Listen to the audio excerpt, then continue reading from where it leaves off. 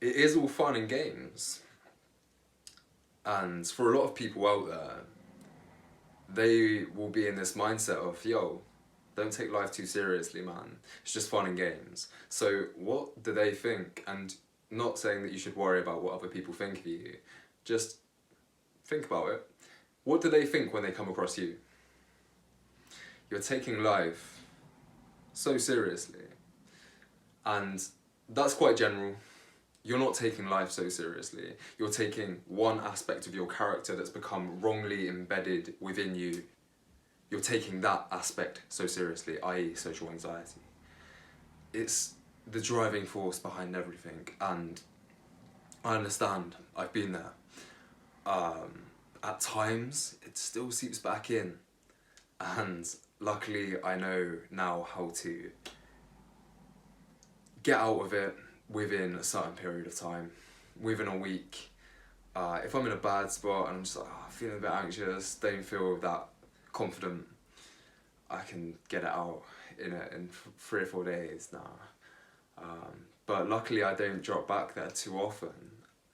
So if you are suffering, I've been there. Take what I tell you seriously, because it's gonna help you 100%. And a lot of the time when you come across self-help gurus and advice for social anxiety or whatever, you'll hear the same messages over and over again. And a lot of the time you will hear that, there's no tips and tricks I can give you. You just have to follow the known methods of throw yourself into the fire pit of social activity. Or there's other things like, obviously, CBT. That's right, yeah, CBT. Shit like that.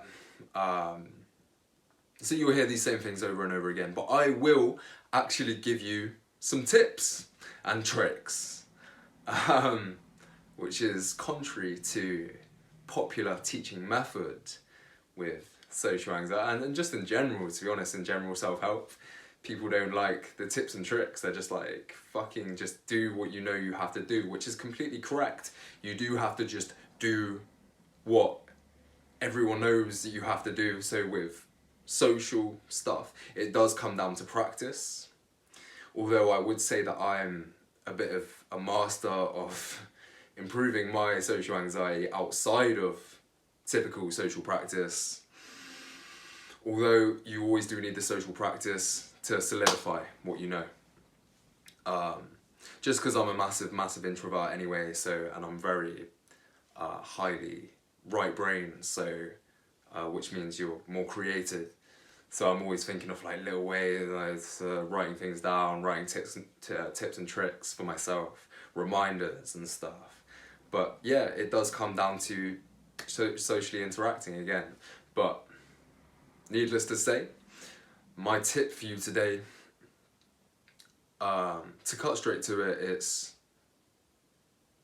when you're conversing with someone, there's 2 ways you can behave. Obviously there's many ways you can behave, but these 2 ways I'm going to outline as very important.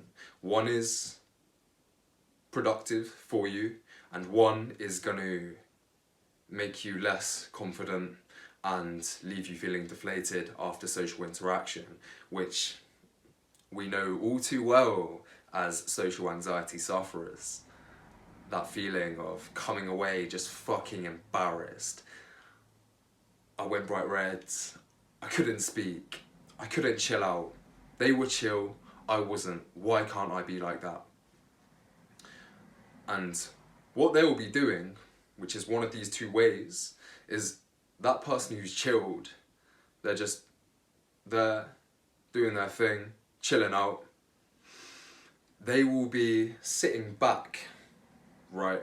They'll be sitting back and letting the interaction come onto them. So you can either sit back or you can lean forward. These are just my metaphors. But you will be quite literally leaning forward or sitting back. try and notice yourself doing this, right? So what we typically do as social anxiety sufferers is we have this element of self-importance, right? When we go into the interaction, we think it's up to me to make this okay, to make this social interaction fulfilled and make it a good time. You think you put a lot of pressure on yourself. So it's less self-importance, more pressure. You're putting unnecessary pressure on yourself because there's two people in the interaction, there may be more. So the responsibility, and this is so important to wrap your head around this, and just drill this into yourself. Every single time you have an interaction, say it to yourself before you go into it or while you're having it. There's two people. The responsibility is split between both of you. It's not up to you to make it a good time. And you'll commonly find most of the time that the person that understands this best and is like, yo, it's not up to me to make this a good interaction. They're the one chilling out, sitting back, not leaning forward, and because of this, they're able to take in everything that's going on, and the most important thing is they're not in reaction. So let's look at if you're leaning forward, right? What we typically do as social anxiety sufferers is we lean forward, we fight into the conversation, and notice I say fight. We're not engaging, because if you're engaged, it means that, it implies that you're taking everything in, and yeah, you're fucking on it. If you're engaged with everything, you're going to be reacting in the appropriate manner. If you're leaning in, you're almost fighting into the conversation. And what I mean by this, just to help you understand a little bit more what I mean, is that because you think it's up to you to make it a good conversation, good interaction, you're kind of attacking the conversation, you're attacking the scenario. And if you're a social anxiety sufferer, you're not going to be good at social skills anyway. Your social skills aren't going to be up to the standard that they need to be for you to attack the conversation. So essentially, you're attacking the conversation with poor social skills, because if you've got social anxiety, you're likely to be a bit of a hermit. You veer away from social opportunities. So yeah, your skills aren't on point, and it is a skill you learn how to be more socially desirable with practice. And how to hold better conversations, how to read cues better. And yeah, so you don't have this if you isolate yourself all the time, or you have a bit, but not enough to be attacking the conversation, right? You see, this is all coming together a bit more now. If you're attacking it, you've got to be on point. Otherwise it comes across fucking weird. If you're not on point, because you're a social anxiety sufferer, then the best thing you can do, and regardless if you're a sufferer or not, any person, no matter who you are, the best thing to do is to sit back rather than attack. Because this puts you in a, I'm not going to say more dominant position, because it implies that there's some sort of battle going on and that you're winning.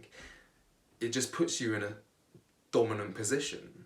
I am going to say dominant position, but it just puts you in a dominant position for yourself to be able to handle anything that comes at you. You're back here so you can, if things come at you, they say something, you can kind of sit back, wait a minute, and then, yeah, reply. And if you're a bit nervous with it, people are generally accepting of nervousness. Generally, it makes them feel more comfortable if you're a bit nervous, because they feel high status, they feel comfortable around you because they assume that you're not high status and that they don't need to impress you, so they then relax, which is a good thing. So it's not good that you feel nervous, of course, but if you're sat back and you're nervous, people don't mind it. But if you attack and you're nervous, you're really not doing yourself any favours. And of course you're not doing the other person any favours. You're making the conversation uncomfortable for them. Because they can't tell you, yo, calm down, just relax. It's rude. It's not social etiquette. But you can fucking tell yourself. Just tell yourself, please. Just do this. Do this every single social interaction that you have. If you do suffer and if you don't. Just learn to sit back and be in a dominant position. And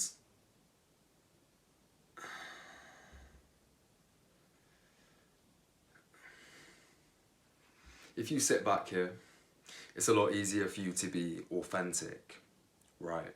You're not coming across with this nervous, I need to make the interaction okay energy coming at people. You're sat back, you're relaxed. Even if you're not relaxed, you're sat back. You're not the one trying to dictate the scenario. This is gonna make things a lot better for you. Don't jump in with saying what you think you have to say. Sit back. Sit back. React as you naturally would. So if you're speaking with someone that you don't massively rate as a person, which happens all the time, a lot of the time, and this is something that social anxiety sufferers struggle with, is you don't want to talk to people that you don't respect or that you can't relate to. And if this happened, you're having a conversation with someone you don't relate to, the reason why you can't do it, you can't have the conversation, and if you get all fucked up, is because you're trying to attack the conversation with someone that you don't respect. So everything's just out of balance. If you don't respect someone, the best thing you can do is obviously be civil, because they have their human struggle too, just as you do. You're both the same in that sense. You're both part of the same human family. It's a beautiful thing that you can interact with someone anyway, whether you respect them or not. Massive digression. The natural thing to do with someone you don't respect is sit back, because why would you want to make the situation okay with someone that you don't massively respect anyway? They can sense that something's wrong. So sit back, don't be the one to try and dictate conversation, and reply as natural replies. Just reply naturally. This will massively help you, because it massively helped me, and I still do this all the time, every single interaction. And when I don't do this, and I feel like I need to dictate the fucking conversation, it doesn't go well. So definitely take this one on board, and yeah, let me know how it goes. Sorry it's been a bit jumbly. I haven't videoed myself yet talking about these ideas, but if you do struggle with social anxiety and just want to improve your life, definitely follow the channel, because it will help you. Peace.